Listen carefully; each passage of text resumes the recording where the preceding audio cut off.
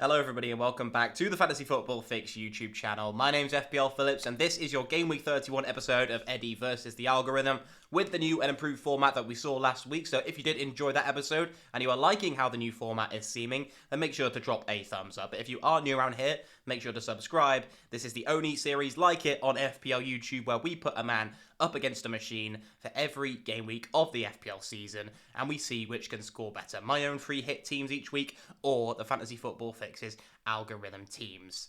Before we get into Game Week 31, we need to have a little bit of a quick recap as to how we got on in Game Week 30, and the algorithm scored a pretty respectable 66 points, when without Erling Haaland, which was a little bit of a risk with the injury news when this team was put together.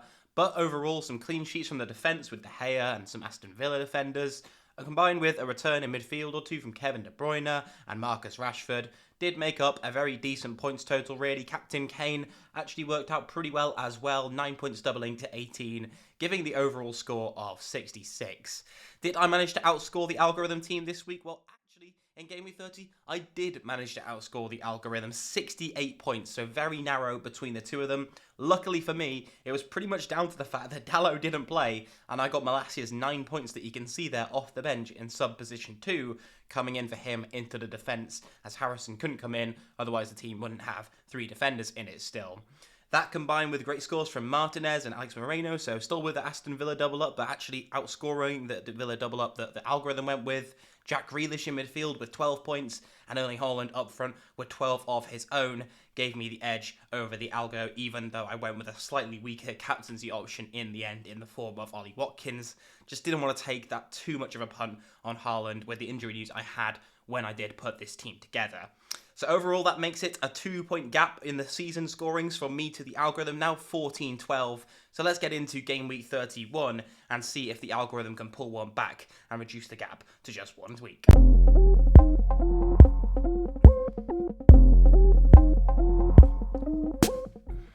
And you can see there in the bottom, we're now going to have the score presented. So you can see Eddie's 11, algorithm 11, it is 14-12 as the current standings are. So the algorithm is now 2 behind, and with coming towards the end of the season now, we've only got, 7-8 game weeks left.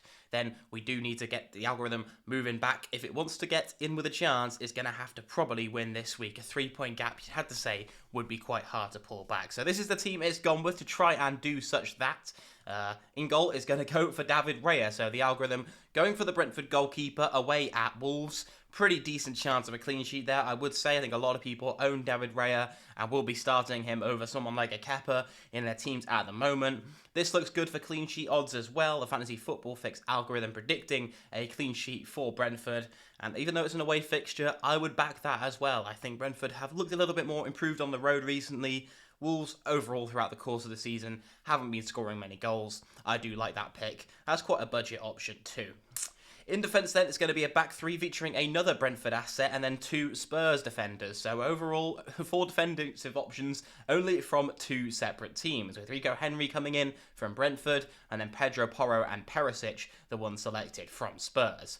I like these options. They're all really attacking picks, and Pedro Porro and Perisic seem to have those spots kind of nailed in that Spurs team. Bournemouth at home is a really nice fixture. Bournemouth looked really good last game week and over the last few, but they have been better at home, as is kind of the case with these sides like Bournemouth and Nottingham Forest. They tend to do a lot better when they're at home, especially against big teams that can kind of put up a bit more of a fight. Spurs, I can see them doing well. I'm not to say that Bournemouth won't have a goal. I could definitely see Dom Solanke putting one past that Spurs defence that hasn't looked too solid. But Pedro Porro's on set pieces now. Perisic is on some as well. I think they're good picks for this week in isolation. Moving into the midfield then, we've got a midfield 5 presenting itself with 2 Man City midfielders, 2 Arsenal mids, and then Mohamed Salah over on that far right-hand side. Mahrez and Grealish, I think, do look the 2 best Man City mids to go for. Mahrez was rested in midweek, and there's no real way that Grealish doesn't start, you'd have to think, with Foden now injured. I think that left-hand side is just locked down for him now, 11 consecutive starts in the league. 2 very safe picks, you'd have to say, and I could see Man City putting a lot of goals past that Leicester defence in this game week. In addition, then, we've got those Arsenal mids, and I think Martinelli and Odegaard still do offer 2 really good options. I'm assuming it's gone for Odegaard over Saka as a result of budget. But Martinelli still would be my favourite of any price point Arsenal mid at the moment. He's looking on absolute fire. We've also seen that Trossard can come off the bench, not for Martinelli, so his minutes aren't perhaps as much as risk when everyone's fit as we first thought in that Arsenal side. Odegaard hasn't been getting too many returns recently, but I still think he offers a good option. And Arsenal are really, really in form at the moment, looking to try and win that league title. I don't think they're going to take their foot off the gas anytime soon. And I think, unlike many people's predictions, if you would have asked them maybe 10 weeks ago, I don't think I can see Arsenal bottling this league title. I think they're really up for it. And I think this game against West Ham is just a must-win game for them. And therefore, investing in a couple of attacking assets when they're going to need some goals does not seem like a bad plan. Mohamed Salah then, against this Leeds defence that conceded 5 goals to Crystal Palace in game week 30, definitely doesn't look too shabby at all. The highest scoring midfielder in the game in terms of expected FPL points per 90 in pretty much any spell of the season. He still looks great. I'm predicting he'll still have penalties as well. I don't think Klopp's going to take him off those. And hopefully he can get a goal back in that game week to try and help boost his confidence, is what the algorithm is thinking there. But he's not taking the armband. For taking the armband this week, it is unsurprisingly going to be Erling Haaland, as we compared the 3 options of Haaland, Kane and Salah in yesterday's quick guide video. Haaland really is the standout option, and you kind of have to have Kane in for that aforementioned fixture against Bournemouth at home. And that's giving the algorithm a total of 65 predicted points, where on the bench we've got Iverson, Michael Keane, Ferguson and Pinnock. Don't see any of those options really being required from the bench, but it does look like a very, very solid team this week. I want you to let me know now, when we compare my team against the algorithms, whose do you think is better? Mine is only predicted 59 points to the algorithm 65, but I want to hear your predictions down below in the comments, which team is going to score higher. Now, I've gone with my usual mix of quite a few of the obvious picks, like Salah, Haaland, Kane. I've gone with Grealish as well in there, Martinelli too. All those players are from the algorithm side as well, in addition to Pedro Porro, who's in defence. But then we've gone for some more differential options that I've brought in. I've gone with Jordan Pickford in goal for Everton's fixture against Fulham. They seem to be lacking a little bit of something up there without Mitrovic in their side.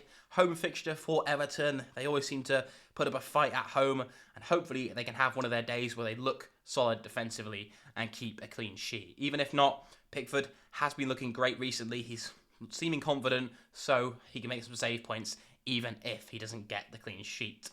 I've then gone with Zinchenko. As mentioned, I think it is a must-win game for Arsenal against West Ham United. They'll know that with Manchester City breathing down their necks and the fact that they've got to face Man City in a game week down the line. So I've gone with him, and kind of similar thought process behind going for Ake as well. Another must-win game for Manchester City.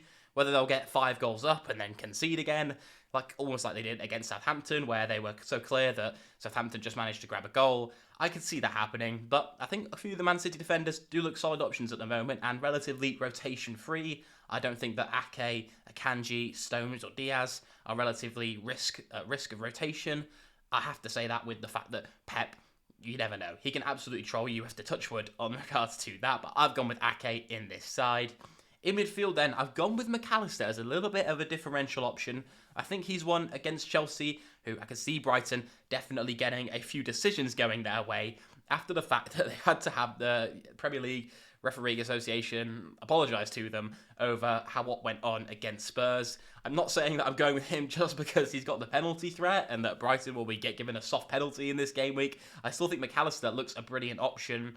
It was him, Matoma or March, as you would go if you were going for any Brighton midfielder, but I just ended up going with McAllister. And then finally, Elise. So I was tempted to maybe even just go with Elise and Eze, or 2 Brighton midfielders alternatively in this side, but I've gone with one from Brighton and one from Crystal Palace. And when I've compared Elise and Eze, I do think Elise looks great at the moment. 3 assists in game week 30 against Leeds. He's looked fantastic on set pieces, on corners since Roy Hodgson has come in as well.